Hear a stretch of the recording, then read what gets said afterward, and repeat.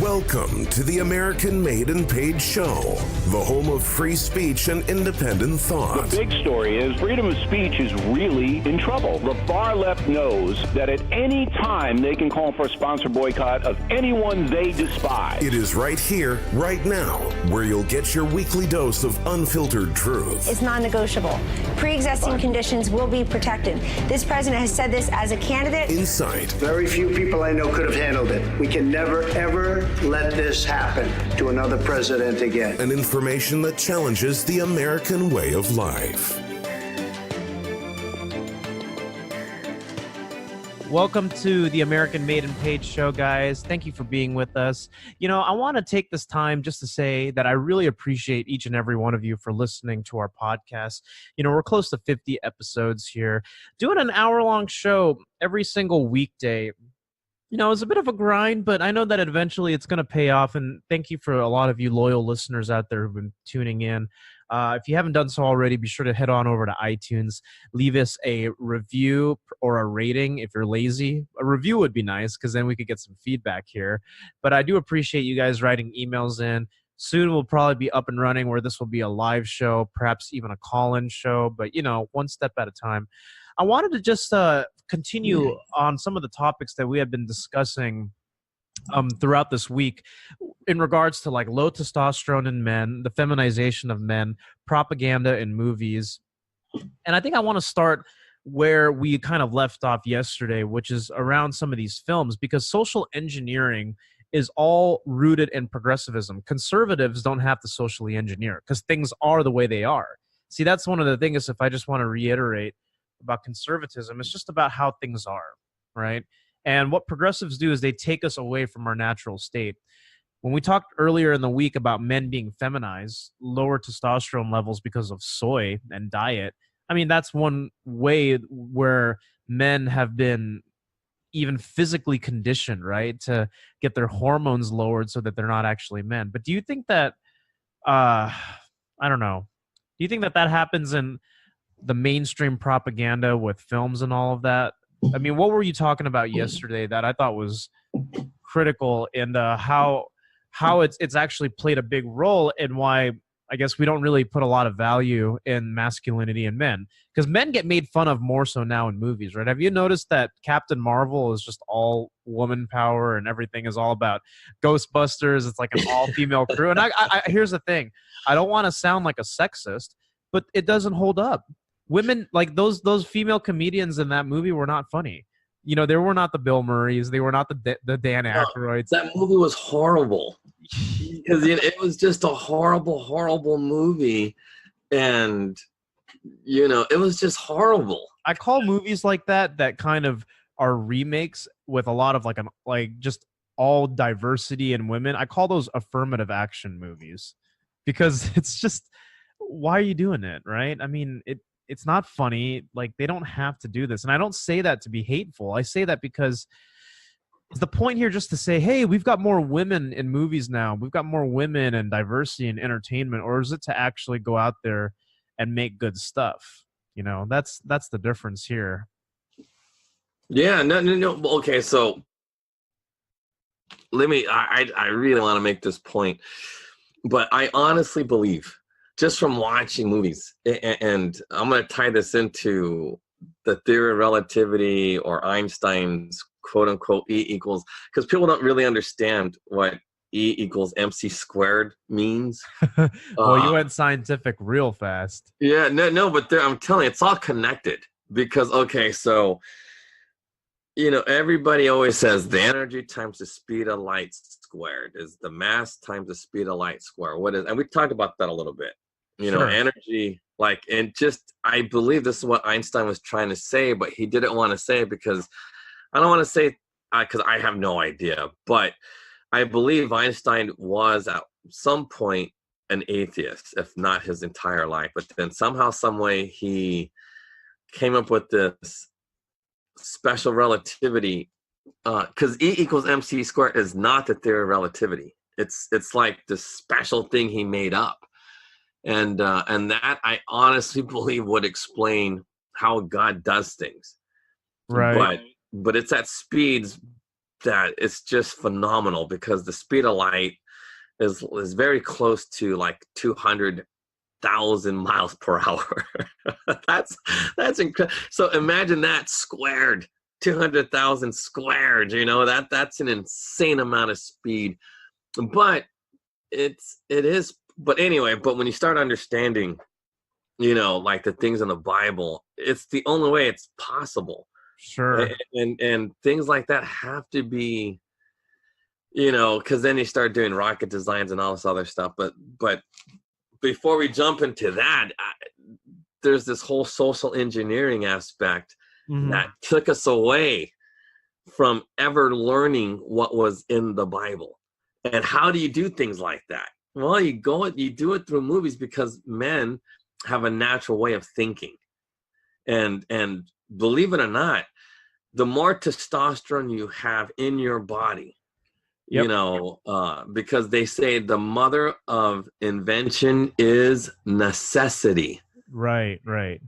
And without necessity, there is no need to produce testosterone. There just isn't.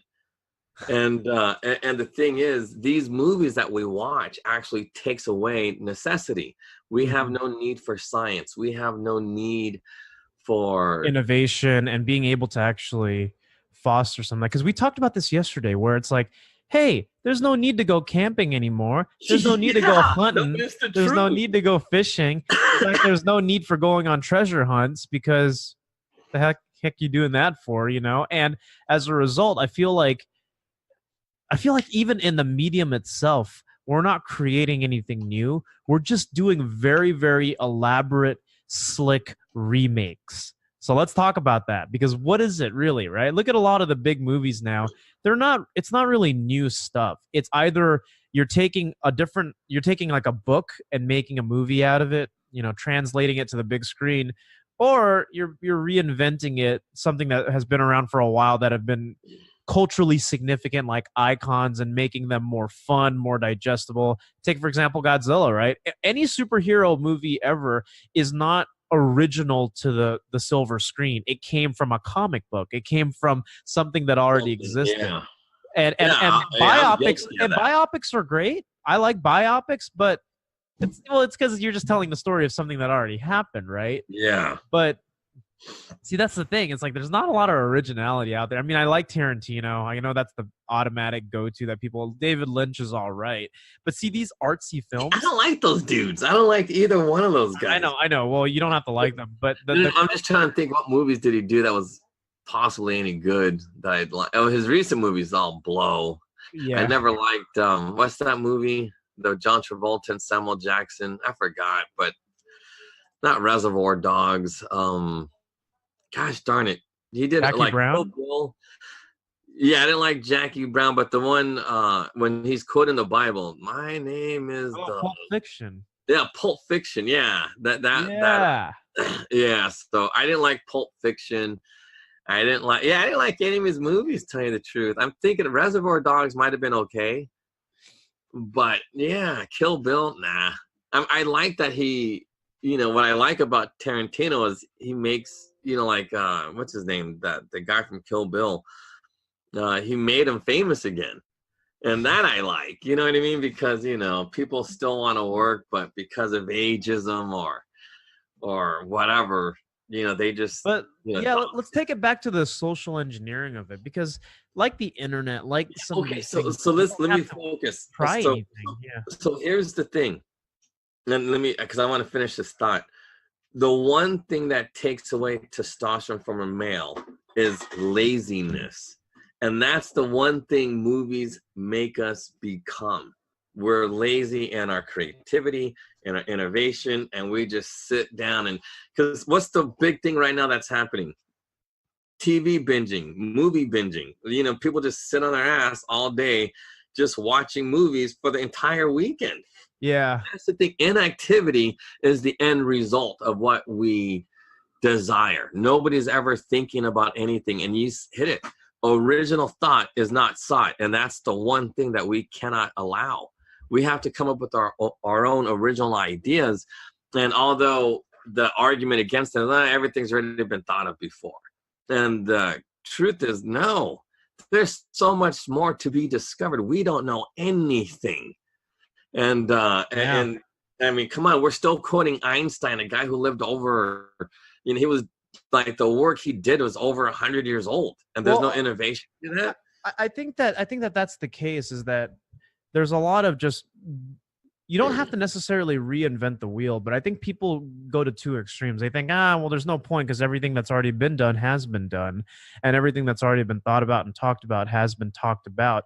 But the funny thing is, the importance here is the self-realization when you actually can go out and discover those things yourself. Because here's the deal. These truths that we come to, yeah, they're not original, but at the same time, it's not, they need to be in order for the preservation of a healthy mind, of a clear thinking mind. You know what I mean? As opposed to something that constantly gets spoon-fed to you. Movies do that, right? Social media does that. Education to some degree. I can see why you don't like reading books. I mean, to some degree, the format. I don't like reading anything. No, it's true. I just don't, because it's funny because you're a lawyer and you have to read laws, or you do law. So but that's like reading a biopic. Like, I don't mind, like you, I don't mind biopics, but it's not exciting for me because I already know the ending. You know what I mean? Or something like that. But anyway, but these movies, it's even in the comic book movies, like original comic book movies, like The Incredibles. Yep. Even that, it feminizes men. And although it's an original story and it's cool, women can do certain things, but there's a way to do it that's proper, and there's a way to do it that's just horrible. Like, I like Tom Cruise movies. Why? Because in Tom Cruise movies, the formula is pretty much the same. Like The Edge of Tomorrow, which was an awesome movie. I don't know if you ever saw Edge of Tomorrow. Yeah, I like Vanilla Sky. That movie is trippy. Yeah, no, but and that's that was another good one too. Vanilla Sky is great. Yeah, see, you know what's up. No, but Vanilla Sky is actually it's a the writer of that is Phillips. What's his name? Something. Seymour Huffman. No, he was the actor. No, there's a guy. Okay, so he wrote Total Recall. He wrote If Electric Sheep Can Dream. Oh yeah, it's Total Recall. God, like his movie. Man, Total Recall had some of the most insane character deaths. Yeah, wait, Philip. I think it's Philip K. Dick or something like that. Philip K. Dick.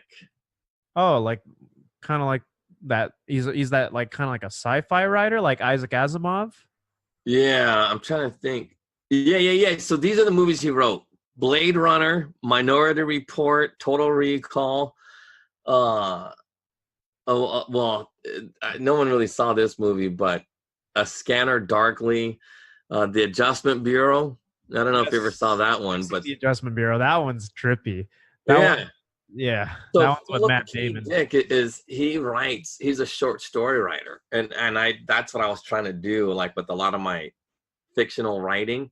Yeah, he's done a lot of things that were made into movies. Like Imposter was another movie that was made. It was okay, Imposter, I guess, but there was a lot of movies like Next was another good movie. But anyway, but they're all non-linear, like crazy trippy time. Well, they had like, okay, so Next also has, okay, so I don't know if you ever saw that movie Next. It was a long time ago, like 2000. I've seen it. Yeah, Nicolas Cage, right? All these movies I've seen. That's why I think about these things. Yeah, and there was a God element to it. Yes, there was. So Philip K. Dick had this weird thing about his beliefs of God. You know what I mean? That's why. But I think he's like, I don't know, like, like I believe he was onto something, because it's why do tragedies happen? Like Next was just about, this guy knew this tragedy was going to happen. Well, he knew he could look into the future that affects him only 2 minutes into the future. Yeah, which was awesome, but he saw this big old, and he was like, the whole movie was just him trying to undo it. But it's kind of biblical when you really think about it, because, and it goes back to that story in the Bible when God set back time just 24 hours. Why only 24 hours? So that's like the whole concept of next, is you could live that day, but only 2 minutes at a time. So what would you do? You know what I mean? It's just, and the same thing with the Adjustment Bureau. It's just all these weird things, you know. It's like, well, how does this tie into our current lifestyle and social engineering? well, see, but okay. So here's the thing: they don't make movies like that anymore. Like any movie with any hint of God, they or anything related to like any like man versus man. See, okay, so we got to break down like what are the, you know, this is like an old English lesson, I guess, but there's man versus nature, man versus man, like man versus another man, you know, man versus himself. You know what I mean? Like, there's certain things. So like in our movies, our modern movies or our modern books, man is bad. It's not even, it doesn't even follow. There is no protagonist or antagonist. It's just men are bad people. So, you know, and that's the thing. It's like, if you're a bad person, what's the point of watching? And then, but if people do watch it, and then they just become, you know, effeminate because they hate being themselves. They hate to be. And interesting. That's a good analysis. Yeah. And that's the problem with these stories. So like a movie like The Edge of Tomorrow, where the, you know, lead female was a strong character, but why didn't it didn't get a lot of fanfare. It didn't, you know, and that was an awesome movie. So why didn't it do well? I mean, it did well, but why wasn't it like a big, giant, huge blockbuster? Because Tom Cruise was playing a man who had to, you know, overcome being a coward. And we don't want that. I mean, because we want men to be cowards and quisling, as they say, and but that's what we want our men to be. So it didn't do well in the box office for a Tom Cruise movie. But if you make a movie where, you know, the men are weak and self-deprecating, you know, things like that, well, the movies are going to do well. It's just how it goes. I mean, look at the Avengers. All the Avenger movies are the same. Like all the Marvel movies, it's the same. There's always a woman better than the man, even though in the comic books it's nothing like that. But, you know, I mean, although like a Dark Phoenix would be the exception, and like there's other ones, but in theory, you know, how the men are being portrayed, it's insane. And then everybody watches it. So the decline of masculinity comes from also the biggest form of two things here. Number one, it's being fed to us in the messaging in movies to some degree, but then the act of going and watching movies all the time makes you lazy, which also makes your testosterone dwindle. So it's twofold. It's not just what you're being fed, but also physically for your body, it making you lazier, which is true. If you're lazy and you get fat, like you just have more estrogen. That's just a fact. No, but you want to know what's funny to me? Like, it's funny to me that if you make a story like Next or something like that, where there is some kind of hidden meaning behind the Bible, nobody cares. But if you're making a movie where it's like, oh yeah, this is so nasty and so gross, like Short Bus, all these acclaims, like, oh man, this is the greatest movie ever. And it was like, this is just porn with a bunch of gay dudes saying how hard it was to get out of the closet. You know what I mean? And that's their moment of whatever clarity is that. Right. And it's just amazing to me. Like, you know, these movies, what is so special about these movies? Well, why was School of Rock so good? You know, and a lot of, I mean, because I like the movie, but mainly because I like Jack Black and I like his comedy and things like that. But he did make a really good point of School of Rock. Right. I don't think like if they didn't have a gay kid, I don't think they would have made this movie. But you know, the thing is, like, like the School of Rock was a movie about trying to teach kids to get off auto tune and you know, like all of those people, like the main artists are garbage musicians. That's right. It's like and play real rock and roll, play with your soul. You know? No, and he made some really good points. I mean, because even though he's fat and lazy, well, not fat and lazy, but in the movie he was fat and lazy.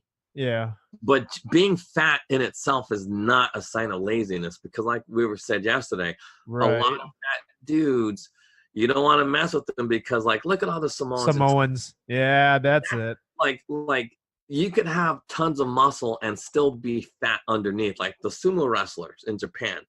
You know, they're super strong, but they're also super fat. So it's not a matter of just being fat and lazy. It's just lazy. You're just soft. Like there's no muscle underneath that fat. So when we say soft, it's not soft like, oh, you're a big doughboy. No. It's soft when you could be skinny and soft. You could be, you know. Think about soft, not just physically and what movies do to us, but think about how soft we've become with our content, right? And here's the thing, like when we talk about Americans being a soft people, how we've gotten softer, like movies. I remember my dad, one of his favorite movies that I always say my dad, because you know this is good for the perspective. One of his favorite movies growing up was Blazing Saddles. It was like, yeah, I know that. You know that one. And think about it: if that movie got re-released today, it'd be boycotted like crazy. Oh yeah, no, because there's this how. Yeah, there's well, let me tell you the best scene ever. There is the black dude, and he goes to the KKK meeting, and he goes, "Where are the white women at?" Oh man, you could never get away with that ever, because he was because they were trying to be Wilder, and anyway, so you can't do that now. You can't do that where now. Where are the white women at? That's one of the best movies ever. I can't believe your dad knows that movie. See, but it's my racism, you know, because I never knew Asian dudes even watched movies like Blazing Saddles, because that's some funny. It's racist as hell. Yeah, it's pretty racist. But the jokes are racist, but they're funny, and it's not. Come on, nobody's. It's 1975 when it got released. Like, yeah, no, but that's my point. It's like, see, if your dad's not offended by that movie, and no, he told me to go watch it because he thought it was hilarious. Yeah, no, that's one of the funniest movies ever. But anyway, going back to like this whole Jack Black thing, he was really trying to tell people, get off your ass and learn music. And one of the key things that he was saying was, he goes, you know, because like the black girl was fat, and because she was fat, she didn't want to go sing. And then he made a really good point about, hey, look, when you're on stage, people worship you out there. Look at Aretha Franklin, she's fat, and he was naming all these fat people. Yeah, and it's like, hey, look, when you're up on stage and you're fat, they still worship you. You know, they love you. They want to party with you. They want to be around you because you can do things other people don't. And those are lessons. Like, I was shocked that a movie like that even came out in recent time. Why? Because it's like, hey, look, work hard, put your head down, and doesn't matter what. You know, you could break conventional wisdom and just succeed. And that's like a strong message to teach. So here's the thing. That's an interesting like kind of segue into taking that and looking at it from the progressive point of view. That is basically, you're fat, you're this or whatever, you're not the ideal rock star candidate person who's going to be successful. Yeah, it's all the conservative sort of jargon that we've been talking about, where if you push hard enough you'll get there, right? Whereas people talk about like in the social justice world, that being sort of the reason why you can't go out and accomplish things, and they feel like it's empowering to bask in your See, it's just it's the total antithesis, and it's just right under people's noses, and people just take it at face value. Yeah. Well, you know what really bites is and I hate to say bites, but the thing is, bless you. I heard the counselor again. Sneezing in the back. No, but it's the thing that really bites the most is that they had to have that gay kid in that movie. You know what I mean? It's like they didn't need to do that if they, you know what I mean? It's like I don't know. It's just I know what people are thinking right now. Oh, Professor Jack's a homophobe. no, but it's because the thing is I just because like when you know about that kid now, like if you look up who that actor was, he is now gay. He's doing gay theater and you know things like that. And I bet you money if he wasn't in that movie, his life would have been totally different. And because in theory, he was just acting. He was just a little boy. So how would he know if he's, you know, what his sexual orientation is?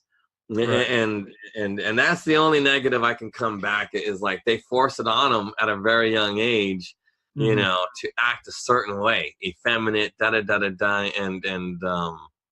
you know, but they did it in a funny way.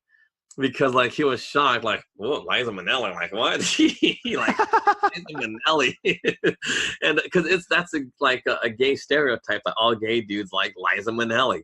Why is that? Let me look at what she looks like.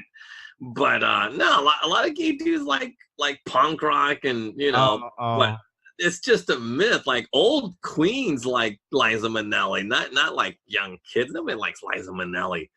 You know, it's an old stereotype because you know, and yeah, I don't know why.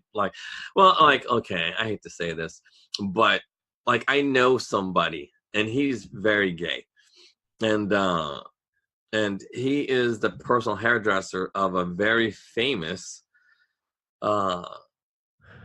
like singer who's kind of like at a higher level than Liza Minnelli, and this dude does a lot of famous people's hairs, you know, from, you know, the most famous artist of our time. He's been their hairdresser. That's how famous this dude is.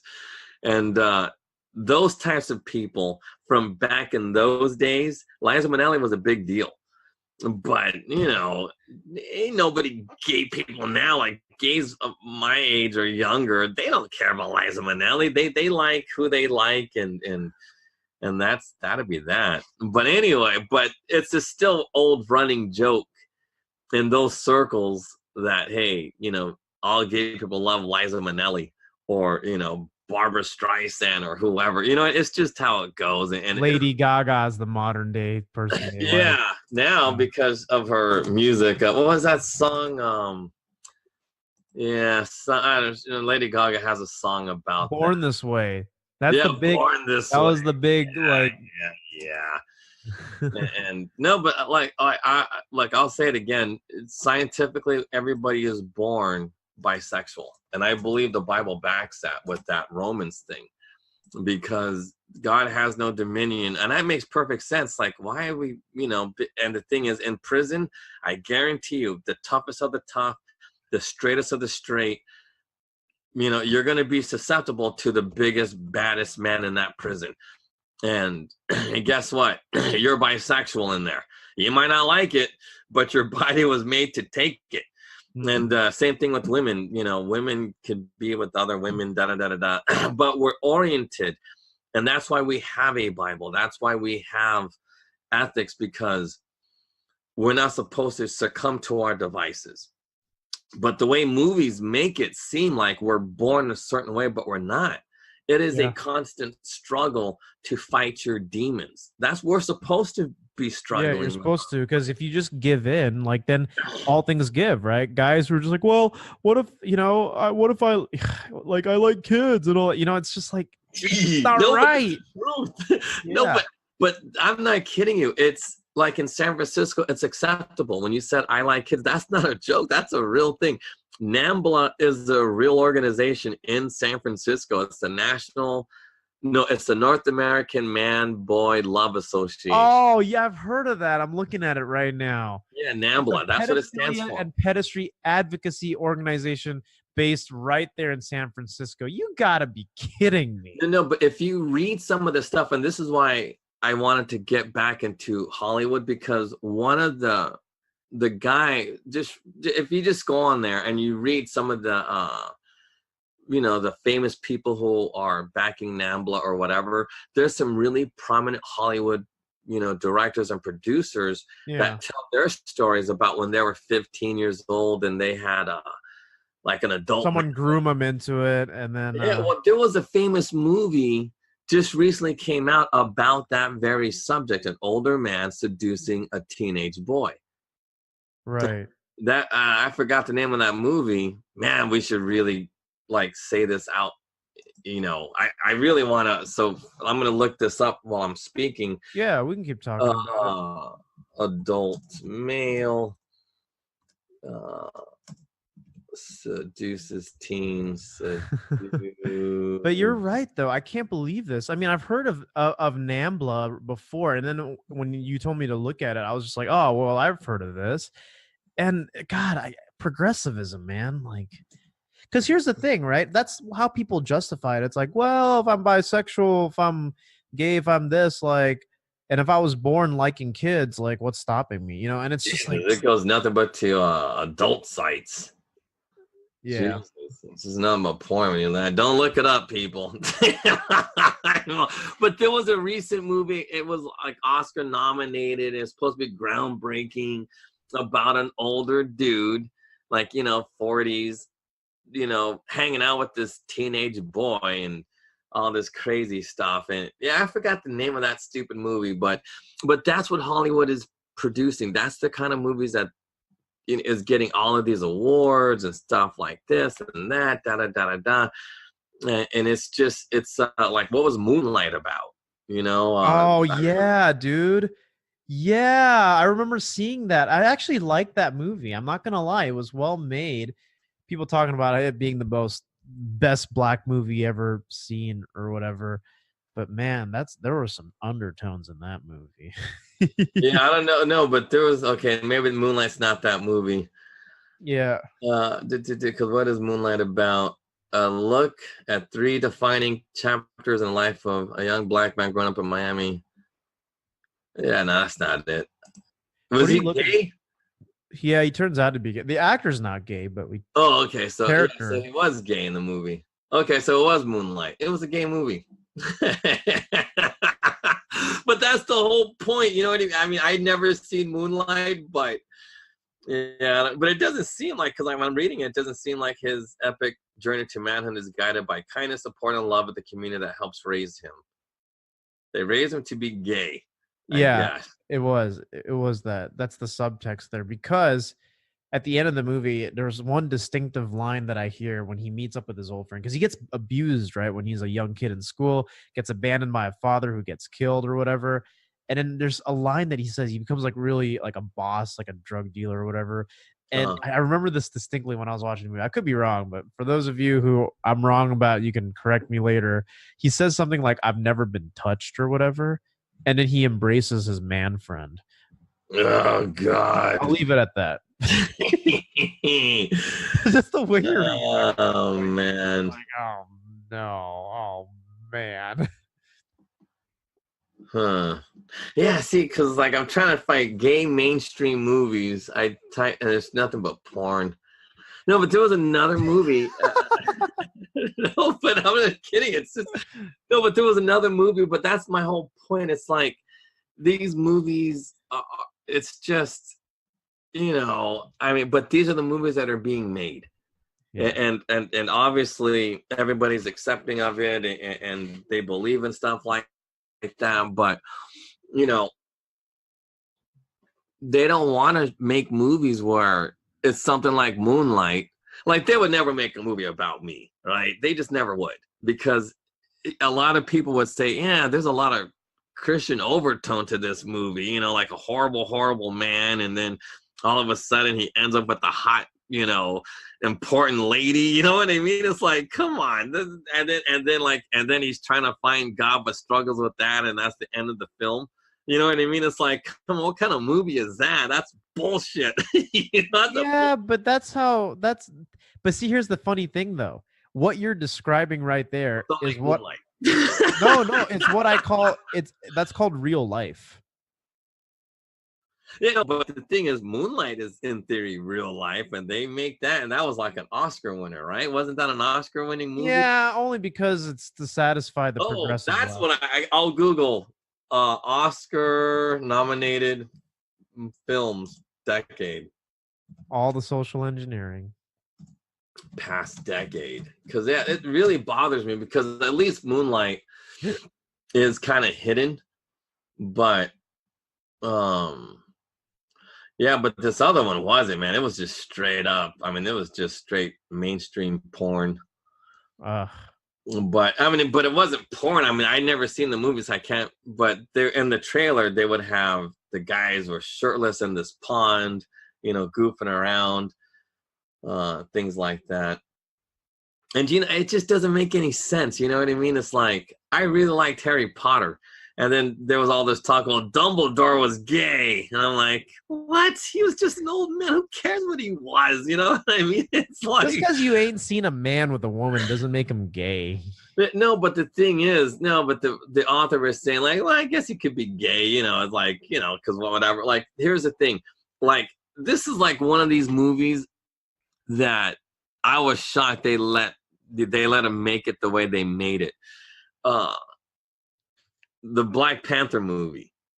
That movie had no gayness in it at all. I mean, it was a weird thing, but like I'm thinking, wow, it's amazing how nobody's complaining about this movie not being gay enough. You know, because and I'm thinking, yeah, but there was no gay things in it at all. In fact, it was a pretty much hell, there was no hip hop in it. There was like nothing. It was just a bunch of black people who are smart and intelligent and had no time for people. You know, they look down on ignorant black people in Oakland. You know what I mean? They were like, you know, like all this, you know, talking ghetto and like none of that stuff. So it was crazy.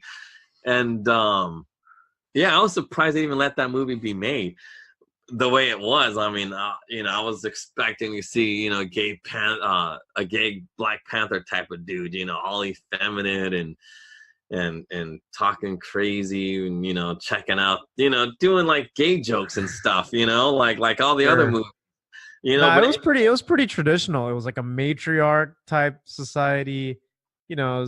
It's like a black ethno state, right?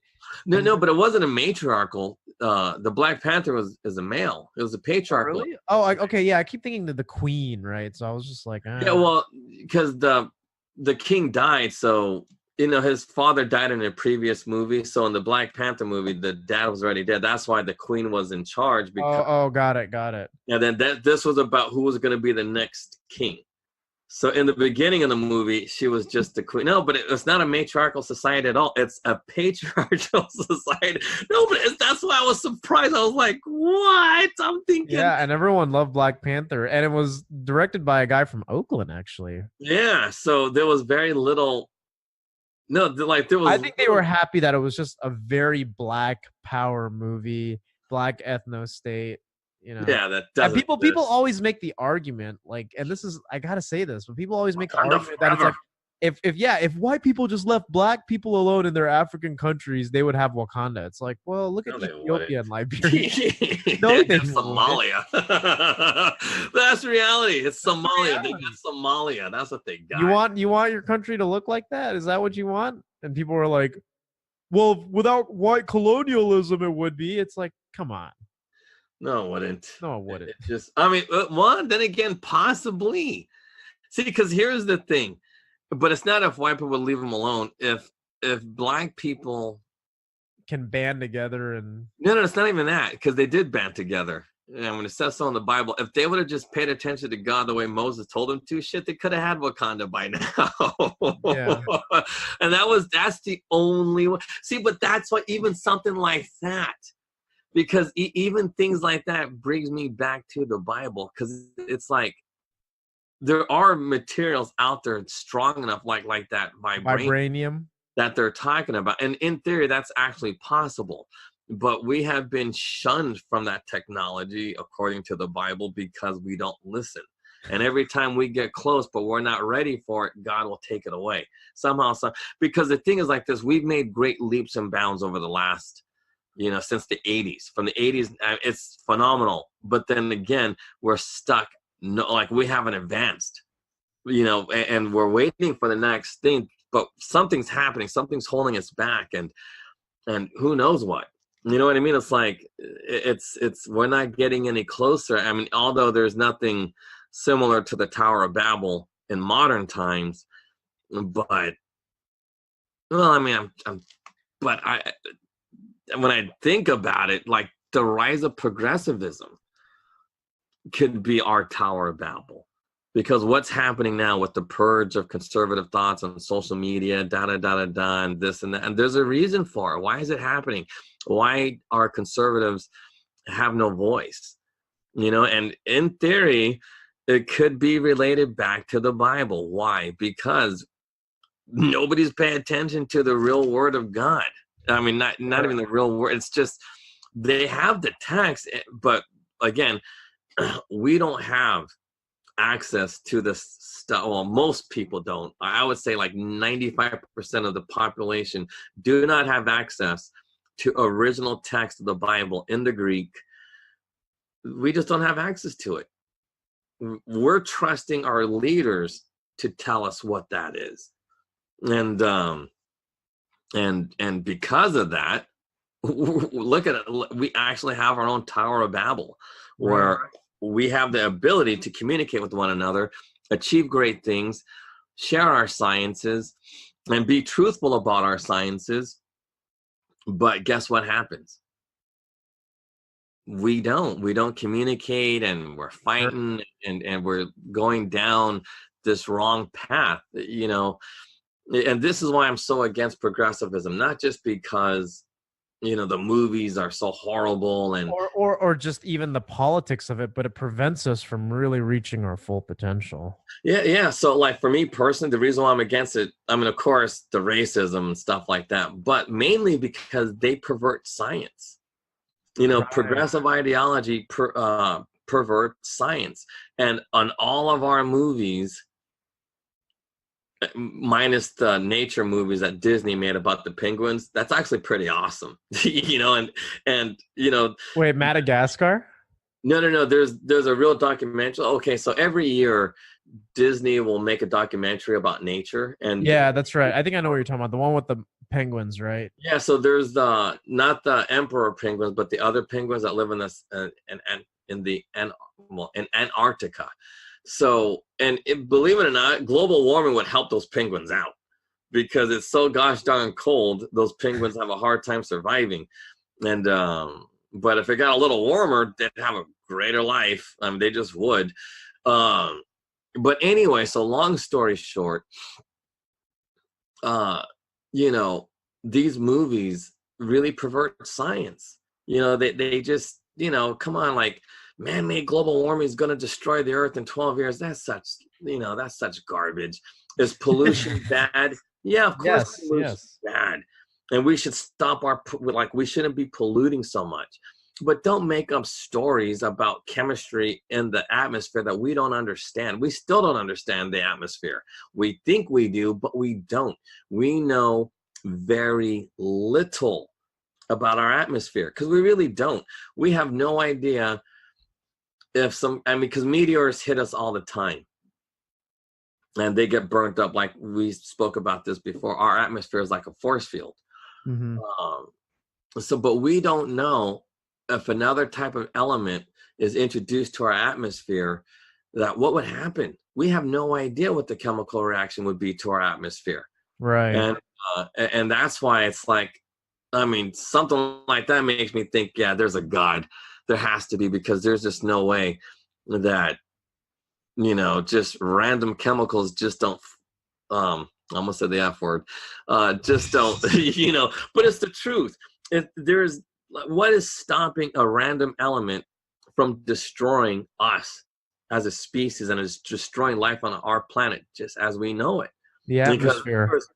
I call it the God shield, because it kind of is. No, because it's exactly that. It's God's force field to protect us from. That's amazing, and that's in Genesis 1.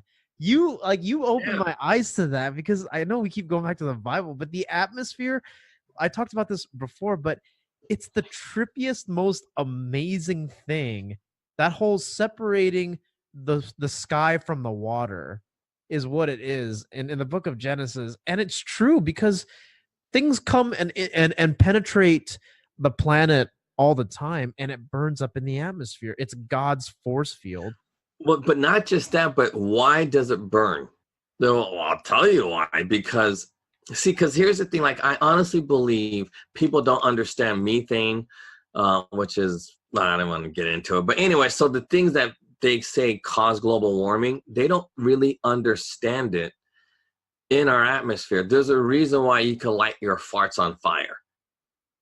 But in the atmosphere, that same gas is freezing cold for a reason, right? And that helps burn up, because as soon as something that cold, because the boiling point for that would be like -2, well, let's say negative, like round up to -300. Oh no, when you say rounding up to -300, but round down, I guess, but it's -300. So if it's like -80s boiling point, but let's just round it down to -300.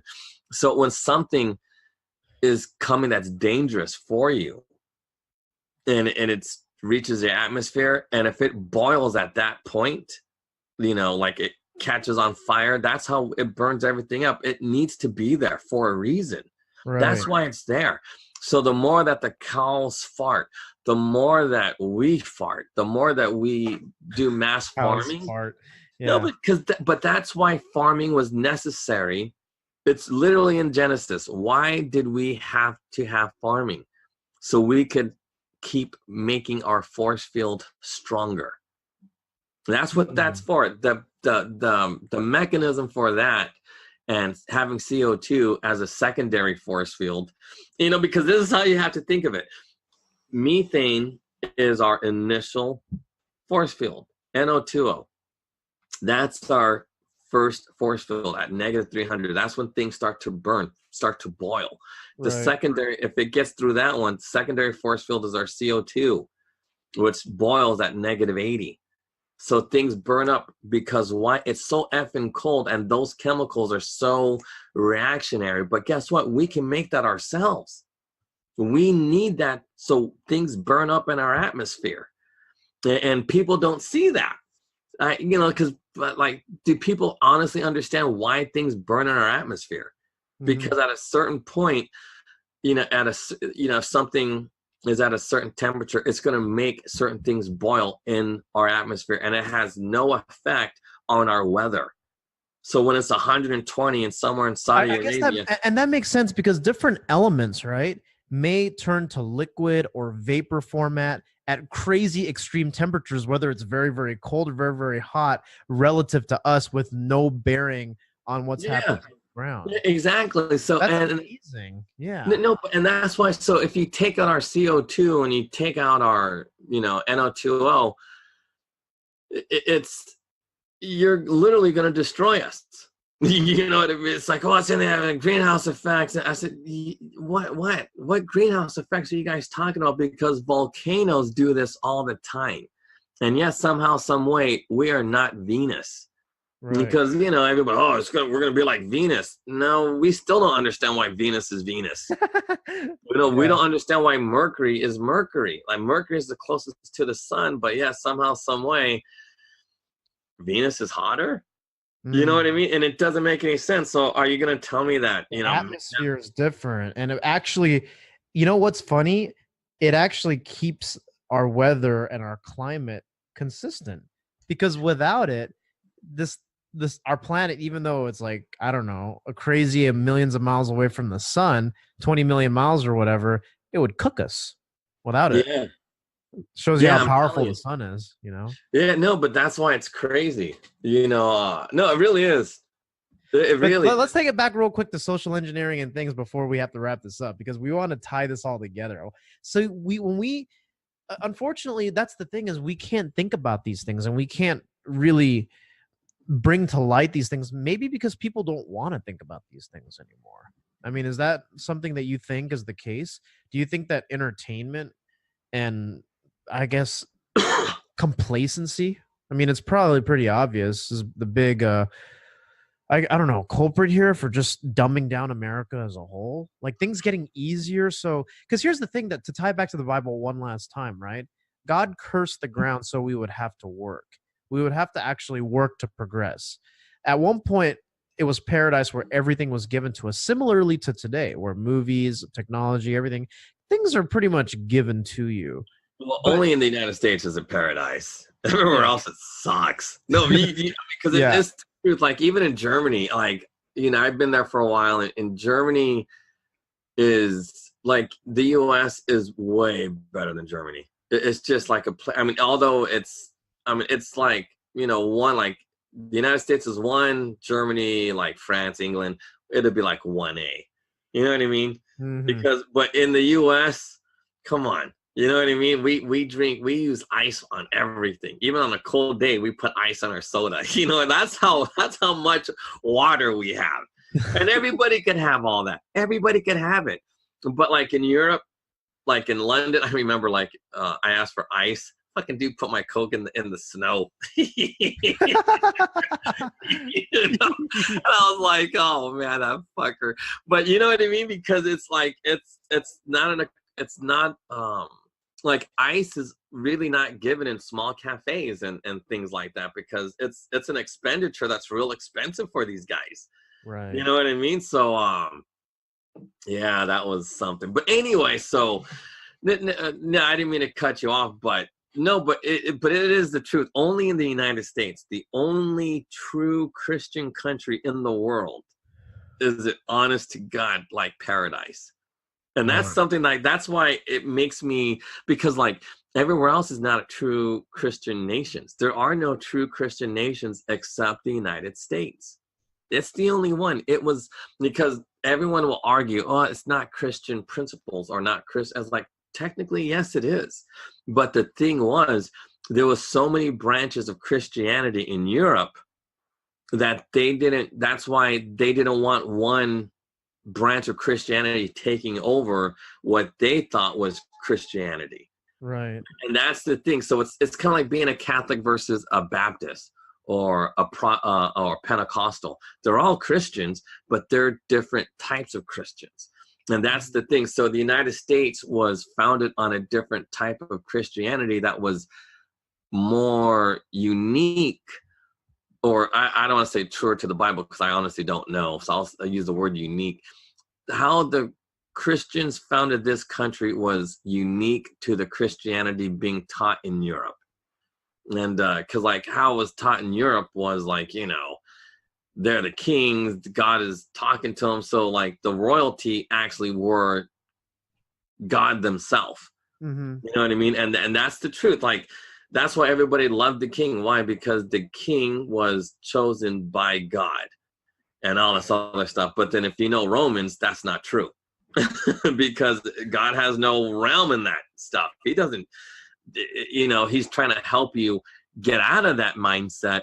And that's why the United States was founded, because the founders actually understood the carnal thing talked about in Romans. And isn't it interesting how you mentioned something about kings, right? About the United States and other countries. Because prior to the United States, there was some kind of king-like figure in all these societies. And it's really interesting because even back in the book of Exodus, the first few books of the Bible, people, for some reason or another, when left unchecked, want to always depend on like a king-like leader, when God actually never intended that. He wanted the judges, civil governingship, which is actually, interestingly enough, when we think about how the United States was set up initially, very similar to that, right? 3 branches of government. And I think we should get judges. back to that. Get back to that. But here's my I'm not point. in that part of the Bible yet, but And when we talk about one world government, new world order as how it's predicted, it's back to that Tower of Babel idea where man without God feels the need to drift to a way of banding together where we elect one person. And we know that people are inherently corrupt, right? We don't govern each other civilly. And it's because it's funny. If you read the book of Samuel, right? When the first king of Israel was ordained, it's like, well, yeah. I mean, but the whole plan was to have these kingdoms, this area governed by the judges, not by kings. And that's interesting because the Constitution comes from that. It comes Oh, from wow, civil. that's interesting. See, like stuff I have not gotten to that part, so I'm not that I'm looking forward to it, but man, I can't wait because it will be interesting just to see that, because that's the whole point. Because I mean, I really want to become original, but why fight it? You know what I mean? Like, there's no original thoughts anymore, and it's just go to the book and just learn it. But it's true. I think that's what people need to do. Just go to the Bible and just learn your history, learn your science, because there's so much. I mean, gosh darn it, because I hate to sound like one of those crazy, Scientologists or something like that, but I don't know. But that's the whole point. So getting away from all of that really does not help anybody at all, which is interesting. So I don't know, but these movies, because gosh darn it, because like I know there's like what's God's Not Dead and things like that.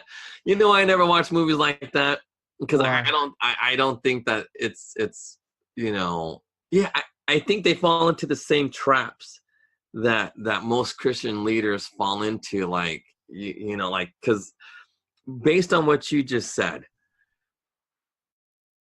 if the judges are supposed like civil this and that if there's gonna be no people like how because I never seen God Is Not Dead or anything like that. I've never seen it either. Yeah. But the reason why is because I just don't believe God speaks to people in the way like you know what I mean? It's like Da Vinci never claims to have spoken to God directly, but he believed God was speaking through him through dreams or whatever, like through meditation. He was seeing God, and that's why he was able to do all these things, because he was receiving these instructions. And I mean, not that I believe that, but I believe it's true, because that's because just based on what we know about Moses and E equals MC squared, and then the inverse of that would be like, when you approach the speed of light, things, whatever. But anyway, so based on that, I don't think God's ever going to do what he did to Moses. You know what I mean? Because I don't think he'll ever do that again, because he knew what happened to Moses and what happened to his mind and things like that. So I just don't think he's going to do that again. I think what he's going to do is what he did when Jesus came down. He's going to bring somebody from that and just plop them on the earth, because they're made for it. Their body, their physiology is a little different. Right. And there are humans whose physiology are a little different. Like my physiology is a little different than yours. Sure. It's just how it works. And I think, he drops these clues for us to learn and understand, but at the same time, he wants us to treat us, we got to treat each other nice and and I don't know. Cause like, here's the paradox between these movies and Christianity. Although we're complaining about losing our testosterone, the necessity, but is that how it's going to be the second time Jesus comes? Are we all going to be soft? Because there's no need for us to be, but then we still have to be physically strong, because we're still going to have to be farmers and tending the ground and things like that, mass producing things. But again, like robots are going to do it for us. You know what I mean? And things like that can be done robotically. Is that such a good thing, though, when it gets replaced, when human exertion and human capital gets replaced like that? Do you think that makes us lazier, where we don't think? Of course it does. That's my point. So here's the paradox. We are living in a progressive society where progressive leadership is, king, and it's turned all our men soft, and we're abundant. But then, in theory, when Jesus comes back and this is heaven on earth, the earth becomes heaven, and we all have everlasting life or whatever it is that is promised to us, we're going to be soft anyway. You know what I mean? Or are we going to be soft? We don't know, because we honestly don't know. And that's why it's a paradox. Are we going to be soft, or we're not going to be soft? I don't know. But then I'm figuring that we're going to have to be working hard and like, because there's still going to have to be farmers. And farmers, like, those dudes are super strong. Like, you just don't want to mess around with the dude who farms animals. You know how strong you got to be to control an animal? Like, just, and just, you know, it's not easy. You got to control, like, these animals are way stronger than humans. Yeah, and I believe it. Yeah. And just, you got to wrestle with a goat or a sheep and just push them around. And luckily they're passive animals. Well, I mean, ghosts can attack.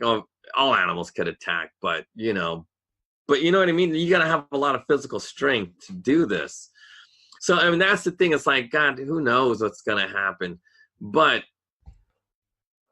I could see why everybody falls into progressive ideology, because in heaven, that's what people think heaven's going to be like that. But I'm a big believer that heaven we're already here. I honestly believe it, because it's like, why would I want anything more than what I have now? You got your family, you got hella food. It's perfect here. The weather's nice, the flowers are nice, the trees are nice. I like going hiking. You know what I mean? It's like going for walks or doing whatever. It's like, why would I want to go anywhere else? It makes no sense. It's funny, because what you mentioned right now is what the Bible also teaches, which is kind of about being content to some degree, but without compromising on ambition with discontentment. Yeah, see, but you always have to maintain, like, okay, here's what we don't do. We don't raise our own food. We don't raise any food. Ain't nobody hunting. And that's the thing. Like, for me, it's easy because I just can't kill. I'd make the counselor do it. I'd cook it and she has to kill it. But it's the truth. You know what I mean? Like, but that's the thing. It's like, but these movies totally make us not think about any of this. Right. We're brain dead with zombie talk and magician talk and just stupid things. That's amazing. And that's the thing. It's like, we have been socially engineered not to think scientifically, not to think about our own humanity. Mm-hmm. And those are the key principles of the Bible. It's not so much, I mean, I understand what people say when, you got to live a righteous life. But I honestly don't think so. It's not about being righteous. It's more about, taking care of, as we say, the cursed earth. It's cursed for a reason. And in theory, we are going to uncurse it. And until we uncurse it, it will never be, like, as they say, heaven on earth and stuff like that. We're always going to have suffering. And that's the thing. It's like, man, it's just amazing to me. Like, I don't know, like, I just can't help but I like, when I watch our movies, when I watch our, radio shows, like, radio programming, it's just like listening to the Tower of Babel times. You know what I mean? Yeah. You can see the parallels, and it's like, interesting. But, blind ambition going nowhere. Seriously, like, what is the purpose of our ambition? Why do we need to colonize Mars? What is the purpose of that? Seriously, it's just blind ambition. And we're killing ourselves. And we can't even talk. We can't speak to one another. We can't have a normal conversation. Just to converse with another person is almost impossible. We want to kill these people. For what? Seriously, I'm guilty of that. When I hear somebody ignorant, I just want to slap them. It's like, oh, fuck this. I don't got time for this. You know what I mean? And it's like, but that's our attitude. Yeah. This is like, these parallels are like, okay, so when everybody was working together with blind ambition, what happened? God made multi-languages. But we are doing the same thing. We are now at the point when we have blind ambition, and we are now speaking different, like, we don't even understand one another. Like, you could be speaking English to me and you say something like, I don't understand. Like, I don't understand a lot of this jargon that social justice warriors have. You know what I mean? But think about it. It's like its own language. Oh, what's your pronoun? What the fuck is my pronoun? What the fuck? What are you talking about? Pronouns? Do you even know what the fuck a pronoun is? Oh, it's my pronoun. You know what I mean? It's like even saying something like that, it makes no sense. What is the purpose of saying, what is your pronoun? My pronoun. You know what I mean? I'm a regular dude. I'm a proper noun. You know what I mean? My proper noun is Professor Drake. That's my my proper noun. Pronoun. Coming a pronoun, I'm a proper noun. Every person has a proper noun.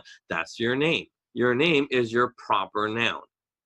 You know what I mean? It's like, what the hell? Oh, call me by my pronoun. Why? It makes no sense. What's up? You know what I mean? If I always called you, what's up, dude?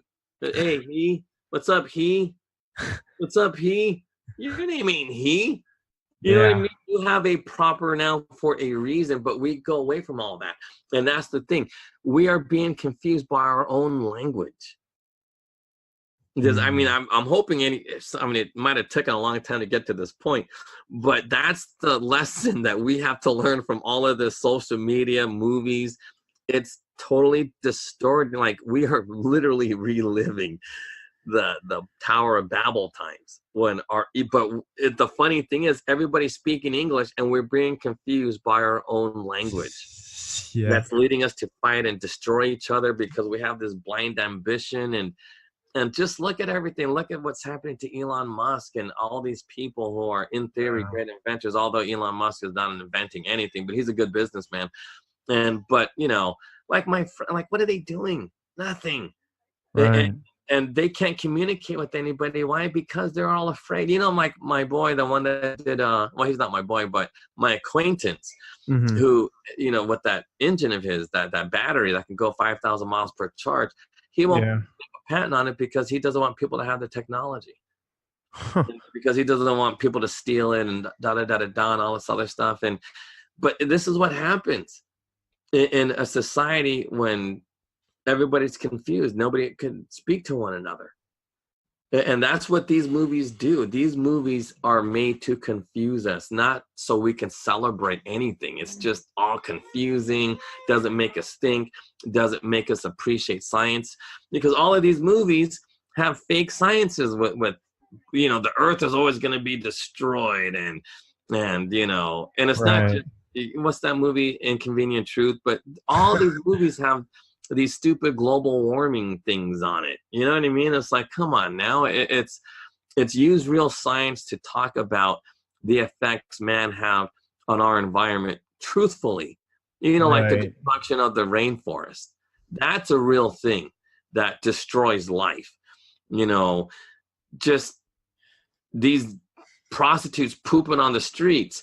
That has a real effect on the environment. It does, you know, things like that.